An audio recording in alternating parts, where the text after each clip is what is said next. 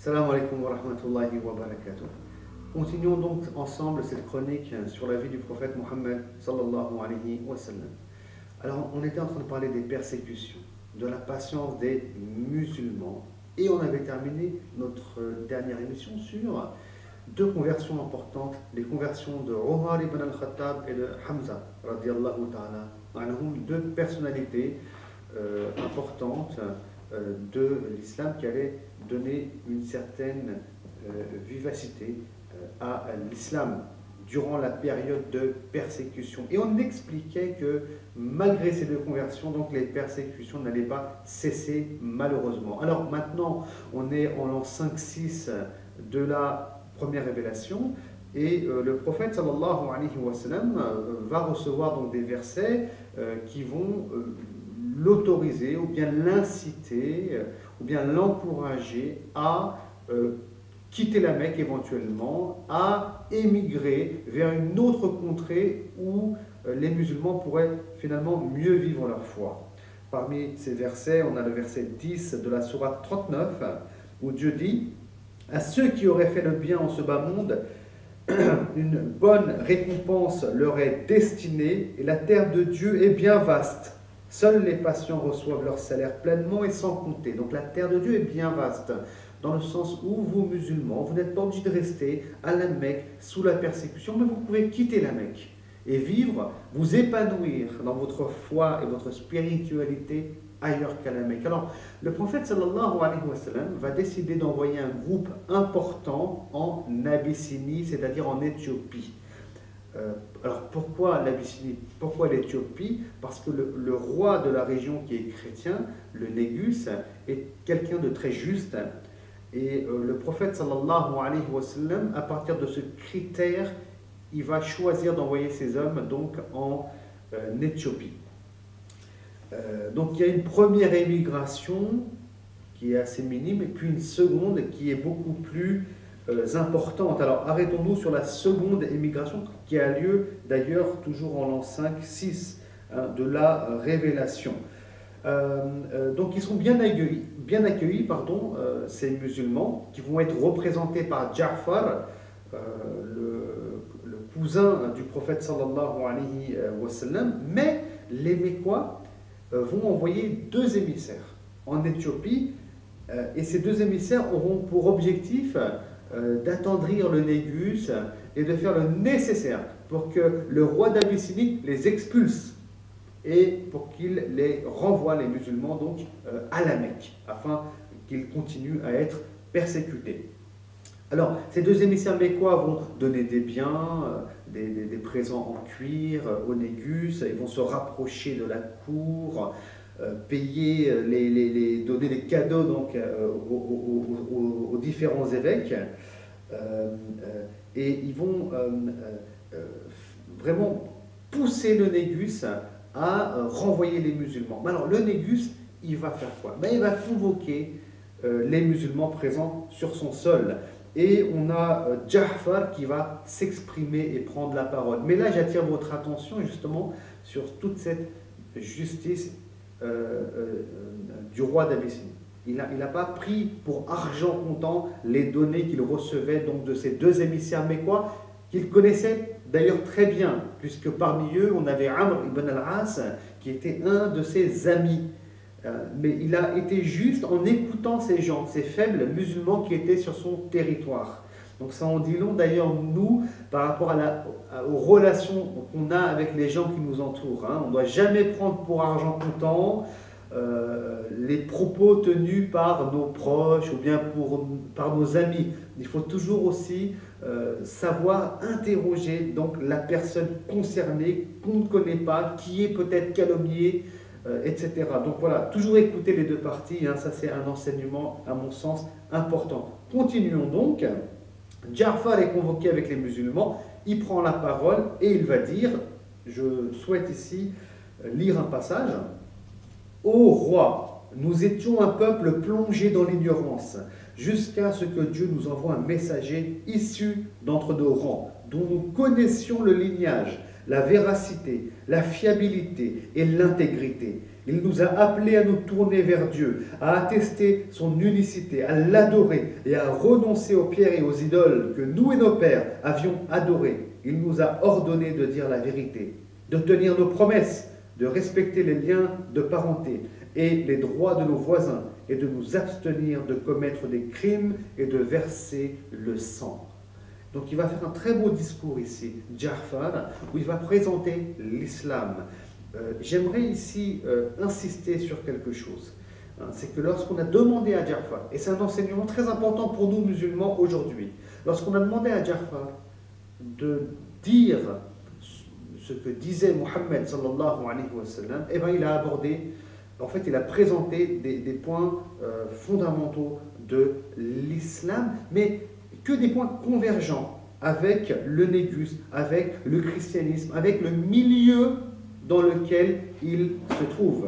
Il n'est pas rentré dans le débat stérile, dans l'opposition. Il aurait pu dire ici, nous musulmans, on te renie parce que toi tu es chrétien, tu considères que Jésus c'est le fils de Dieu, alors que ce n'est pas le fils de Dieu, c'est le messager de... Non, non, jamais. Le musulman ne cherche pas à rentrer en conflit avec les gens qui les entourent et qui ne partagent pas une foi qui est identique.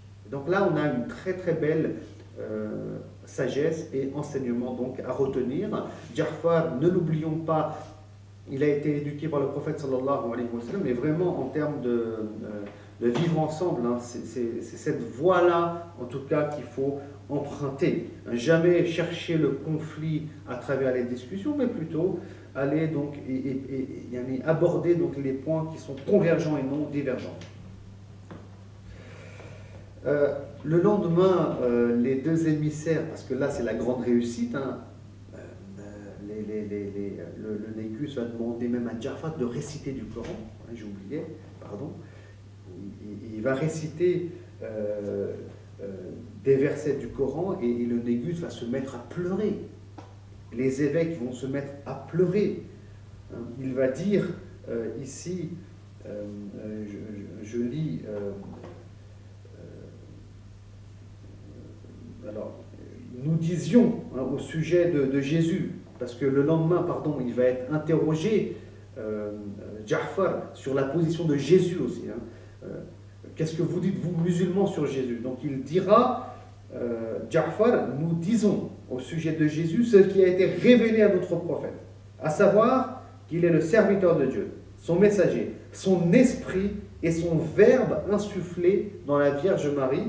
Et donc là, il fait référence, Ja'far, au verset 171 de la sourate An-Nisa, la sourate numéro 4. Et c'est là que le négus donc va s'écrouler, verser des larmes, et il va dire hein, que ces gens-là, les musulmans, ils sont le bienvenu sur mon territoire, et que si quelqu'un les insulte, il devra même payer une amende. Hein. Et donc ils sont bien accueillis, puis il reconnaît vraiment que finalement, entre le message de Jésus et le message de Mohammed sallallahu alayhi wa sallam, il n'y a aucune différence en réalité. Alors, il faut savoir hein, que en Éthiopie, hein, dans cette région du monde, hein, plus tard, mais du vivant du prophète sallallahu alayhi wa sallam, hein, l'islam va arriver, les gens se convertiront, se tourneront vers l'islam, mais beaucoup plus tard. Voilà donc peut-être l'essentiel qu'on devra retenir, enfin qu'on doit savoir en tout cas par rapport à ce voyage en Abyssinie. Quoique, il y a encore un détail, ces musulmans qui vont vivre et rester en Abyssinie, ils vont rester très longtemps.